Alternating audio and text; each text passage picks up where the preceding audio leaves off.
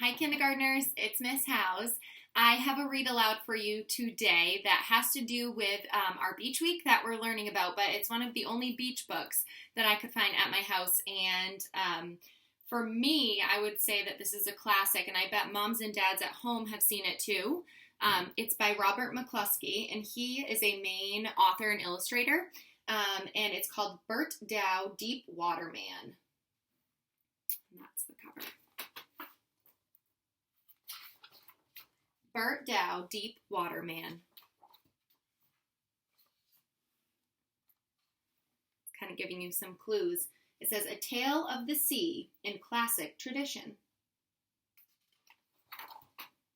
Burt Dow, Deep Water Man.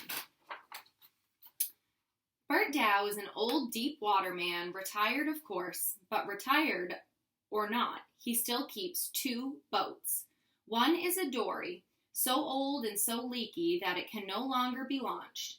Burt has painted it red and placed it on the little patch of lawn in front of his house, overlooking the bay. He's rigged it like one of the many ships he's sailed to all of the corners of the seven seas. It's filled plumb to the gunnels with earth, and every summer Burt plants it with geraniums and Indian peas. The geraniums brighten up the deck, and the Indian peas climb the rigging and sway this way and that way in a smoky southwester. Using it like a garden. The other boat is an old double-ender named the Tiddly Idly, with a make-and-break engine. This boat leaks too, except when it's pulled up on shore for caulking, patching, and painting, which is most of the time. She's a good boat, says Burt, patting her on the stern and giving her propeller an affectionate kick. She's got a few tender places in her planking, but you can't see daylight through her nowheres. The Tiddly Idly is the pride and joy of Burt's life. In between odd jobs for natives and summer people, he keeps her painted and patched as best as he can. Every time he does a paint job, he brings home the leftover paint and uses it on the Tiddly Idly. That pink plank, he says, is the color of Ginny Poor's pantry, and the green one is the color of the floor and the doors of Doc Walton's waiting room. And there's the tan porch and trim color from Captain Haskell's house. So all those different colors on his boat, the Tiddly Idly, come from a different job that Burt Dow does. Burt Dow has a sister named Leela, who keeps house for him, cooks the lobsters and fish he catches, and clams that he digs. She feeds the cook, she feeds the hens, she feeds the cock, she feeds the hens, she tends the garden, and she helps Burt keep down the weeds in the dory full of geraniums and Indian peas. Leela is a very impatient person, most impatient being on land or sea, says Burt, and he hustles about doing this or that so as not to keep her waiting. Mornings, when the cock crows, cock-a-doodle-doo, Leela is already down in the kitchen rattling her stove lids, clinkety-clink, and shouting, hit the deck, Burt, time to eat. And Burt, winking and blinking his eyelids, comes stumbling down the stairs to breakfast so as not to keep Leela waiting.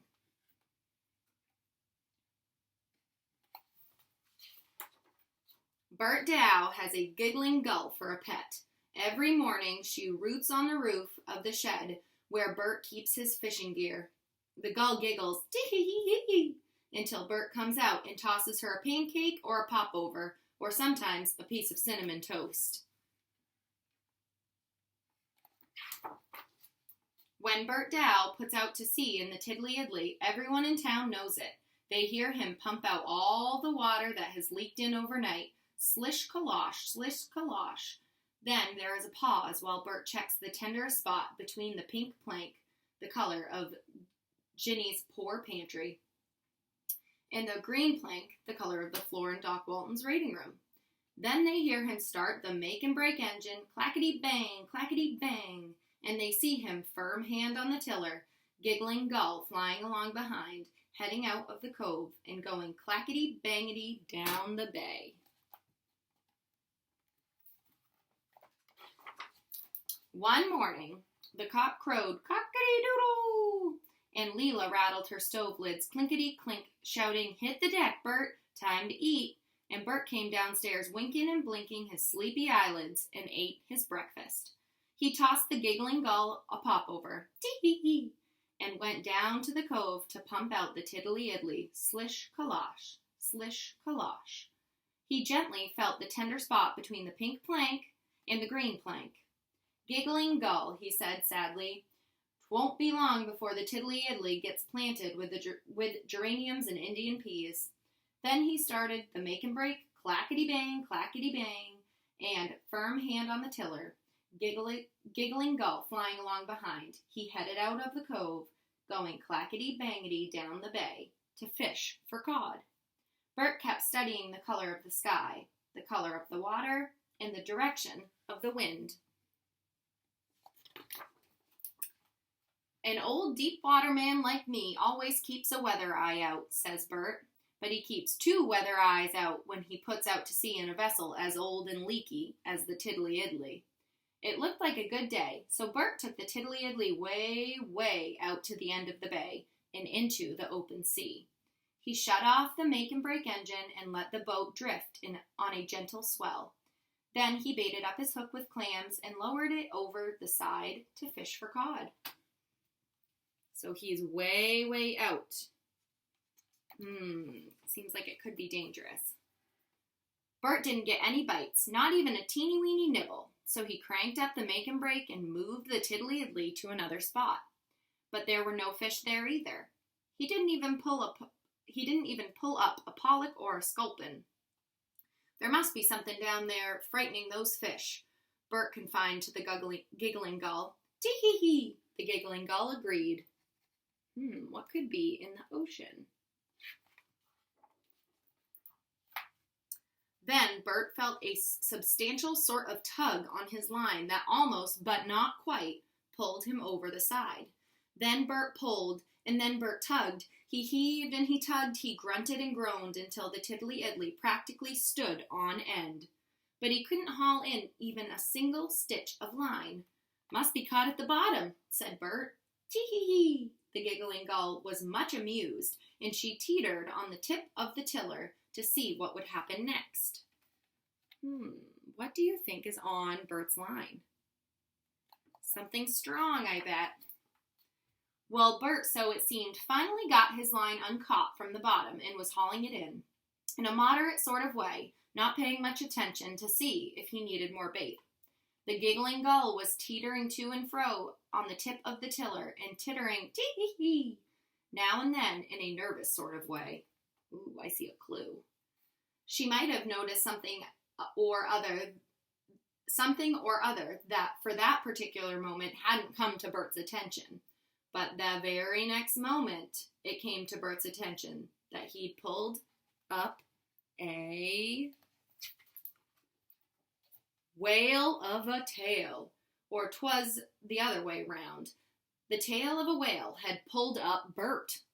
Burt grabbed the pump handle and hung it on while he swung around this away, that away. The giggling gull teetered to the tip of the tiller and laughed fit to split.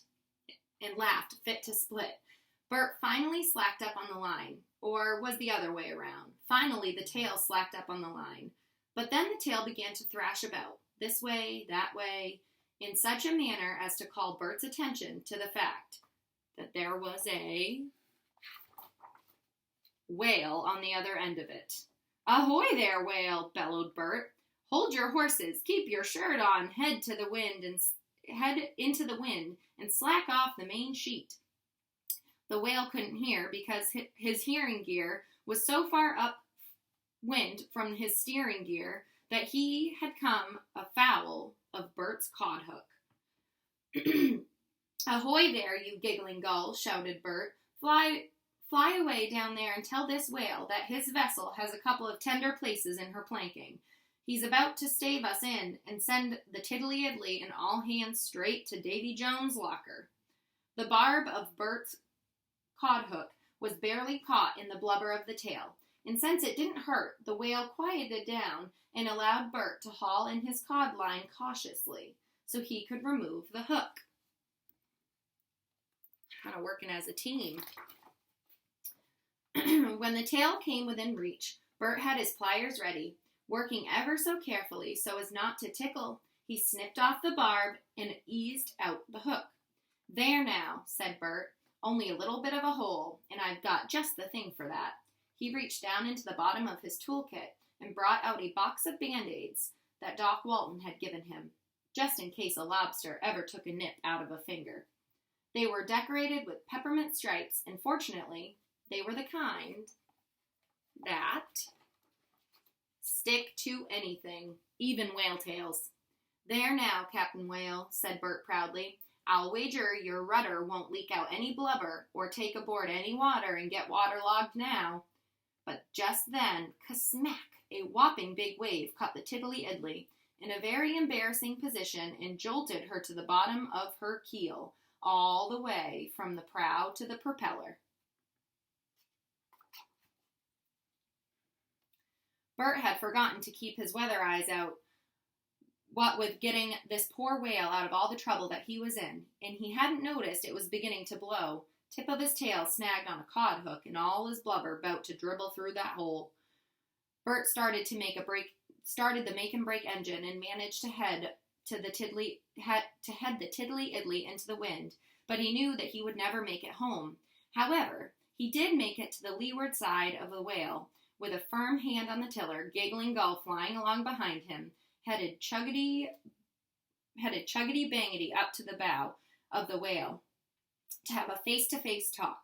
"It's blowing a gale wind, Whale," bellowed Burt, coming right to the point, "and one good turn deserves another.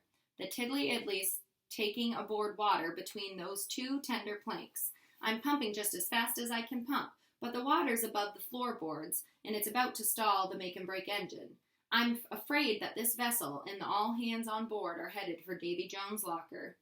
"No doubt the Tiddly Idly tastes terrible," Burt went on, coming right out to the point, "and her barnacled bottom would smart your tongue, Whale. That make and break would taste bitter as bile, and me, an old deep water man of oilskins and boots, along with this Giggling Gull, would make gosh-awful trimmings for any meal. But," pleaded Burt, "could you just sort of swallow us? Temporary, of course, while this gale of a wind blows itself out." The whale gave a little snort and didn't say anything. Apparently, this was a whale of few words. He just opened his mouth wide and said, "Ah," in classic tradition. Burt set the throttle of the make and break at wide open and chug-it-a-bang, firm hand on the tiller, Giggling Gull flying behind, guided the Tiddly Idly into the whale's mouth and navigated the length of the gullet and into the whale's tummy without so much as touching a tonsil on the way down. So that's a pretty clever plan to get out of the storm. He asked the whale, "Can you please just swallow us just for right now?" "Well," said Burt, "I naturally expected it to be dark inside a whale's tummy, but I didn't expect it to be as dark as this. A few portholes for light and ventilation would improve the design of this animal." This idea struck the Giggling Gull as funny, and she started giggling again. Burt was bending over and bumping about in the dark, trying to find his lantern. He bumped his head on the make and break and yelled, "Out of my way, you chuggity-bangified batch of old iron." "Tee-hee-hee." This made the Giggling Gull laugh fit to split. "Gull," Burt said testily, "someday I'll gaggle you. I never realized until now how limited your vocabulary is. You'd be a poor companion to be shipwrecked on a sunny desert island, and you're even worse in a dry dock, down in this dark, damp tummy of a whale. If I had my choice, I'd take a dictionary every time."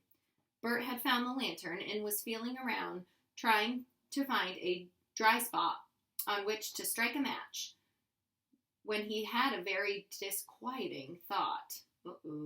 "Supposing the whale didn't hear every word I said out there, he asked. "What if he doesn't understand English language? Or maybe he's absent-minded. He might not know or remember that we're supposed to be temporary guests, so to speak." "Yup, Giggling Gull," Burt continued, "we'll have to make sure that we get ourselves unswallowed." He finally struck a match, used the seat of his pants. Why do you guys think it's so dark on this page? Well, he said as the light flared up, I naturally expected pink would be the color of this whale's tummy, but I wasn't prepared for pink identical with the pink of Ginny Poor's pantry. Yup, like a big pink cave, that's what it is. Burt checked over his boat and found the spot where the wave had slapped the tiddly-idly on her tender bottom and would need considerable caulking, patching, and painting.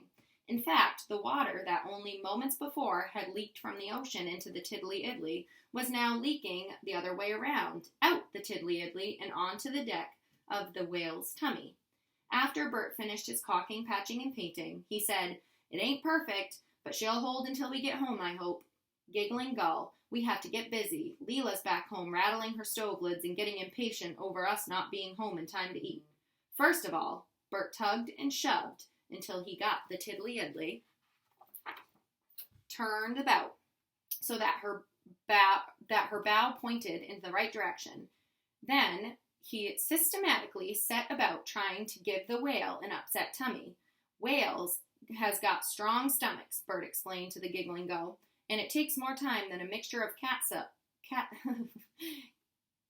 and ice cream, catsup, pickles and peppermint, mince pie or mustard to call their attention to the fact that their tummy's upset. He began by pumping out the tiddly-idly to the very bottom of the bilge. It's an old boat that always produces a lot of interesting things, such as old crab claws, clams, bait, rusty fish hooks, a can opener, corroded pieces of brass, all mixed in with a nice big helping of sediment. Burt started scooping up the sediment on the end of the piece of shingle and began flipping a little gob here, a little gob there, making big splatter spots on the lining of the tummy. The tummy began to quiver like, so he's throwing paint all around inside the whale. A horse's flanks flicking of flies. Then Burt opened a leftover gallon of yellow deck paint and started sloshing it around, dribbling a little over here, a little over there. He was beginning to enjoy himself, probably because it was the first time that he'd ever had a chance to really express his personality in paint. Next, he took a can of cup grease and with the shingle started splattering a few accents here and there. By now, the whale's tummy was all a-quiver. It disturbed Burt's aim quite a bit, and he misplaced a few blobs of cup grease. Well, the tummy began to make rumbling noises, and a flip a lot this way, flip a lot that way, and Burt knew right off that it would take only the littlest touch to make the tummy break loose from its moorings and get upset. He, quick as he could, jumped into the tiddly-idly and started the make and break. Chuggity-bang, chuggity-bang. Giggling Gull, he shouted, wiggle your wings and fly away into that forward hatchway and tickle this whale's throat with a little feather. Of course, the exhaust and the jiggling of the make and break helped, but it was the tickle that turned the trick. With the dark, damp-set rumble ever heard, the big tummy flipped this way, that way, and then, you guys think they're going to get out? With a wail of a burp, boat and Burt, firm hand on the tiller, Giggling Gull flying along behind, make and break going wide open, came clackety-bangety out of the wide-open mouth of the whale, going so fast that they barely touched the tops of the first two waves and landed right dab smack in the middle of a whole school of whales. Burt eased up on the throttle of the make and break and tried to steer a snug course between two whale tails, one the color of Ginny Poor's pantry, the other the color of the doors in Doc Walton's waiting room. But that way was blocked by a whale tail, the color of the porch and trim at Captain Haskell's house. Every time Burt shifted course, there seemed to be more whale tails in the way. Finally, Burt stopped the make and break and let the tiddly-idly drift among the whales while he decided what to do next. He bobbed around his boat, studying the situation. Then he took out the glass and studied some more.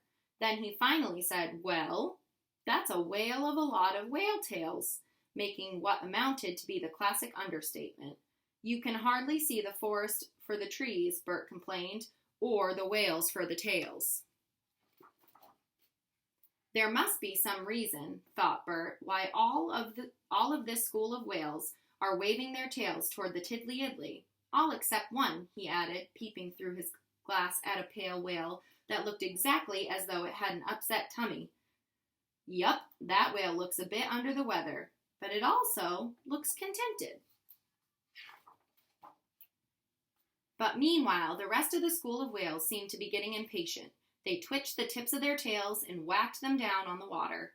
"Careful," bellowed Burt. "The Tiddly Idly's got a tender spot, and you're apt to spring up seam if first you don't swat like a fly, which is no fit way for an old deep water man and his vessel to go to Davy Jones."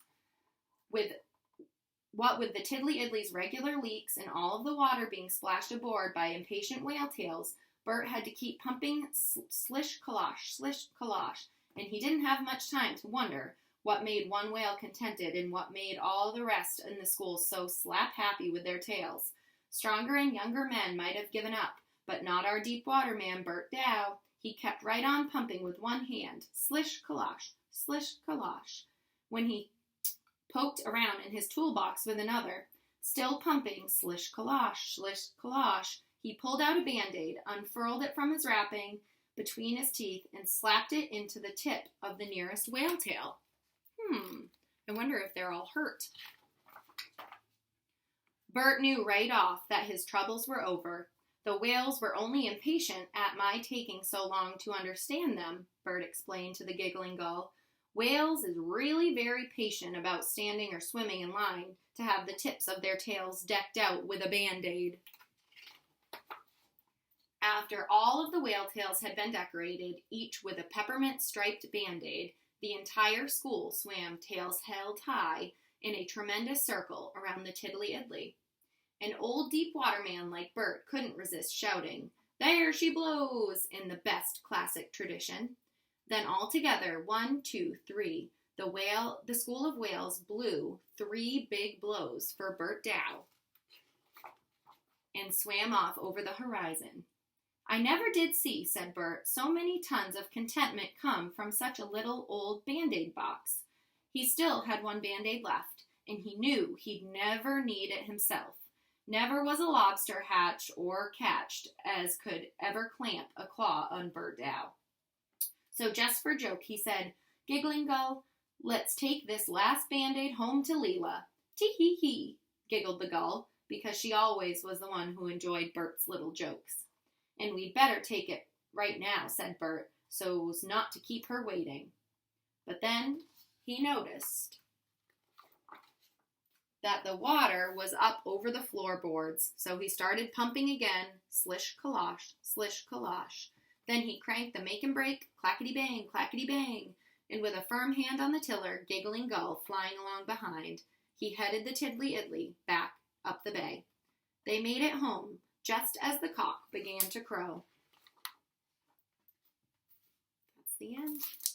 Awesome. All right. Oh, I gotta type my password in, friends, so I can see. There we are. That was a long one, so if you stuck through the whole thing, I appreciate it. This is one of the only beach books I have, but the cool thing about Robert McCloskey's books, I told you guys that he's a Maine author and illustrator, and the majority of all of his books take place in Maine too. I think he lived up on the coast, on an island somewhere. I'm not quite sure. Well, you know what? Maybe the back of the book tells us. It says, he lived in Hamilton, Ohio. Then he lived, in his adult life, in Maine. Yep, it doesn't say where in Maine. I think it was up on a little island. But if you guys look at some of the pictures from, like, when he's on shore and stuff like that, a lot of those pictures, the setting is based in Maine. So little Maine islands and people working, they kind of look like that, which is pretty cool. Robert McCloskey also wrote Blueberries for Sal and some other books that you might have heard of like that as well. Okay, so I hope you guys have a great rest of your day today, and I will be back. I'm feeling like a silly read aloud for tomorrow, so I will see you guys then. Okay, have fun. Bye.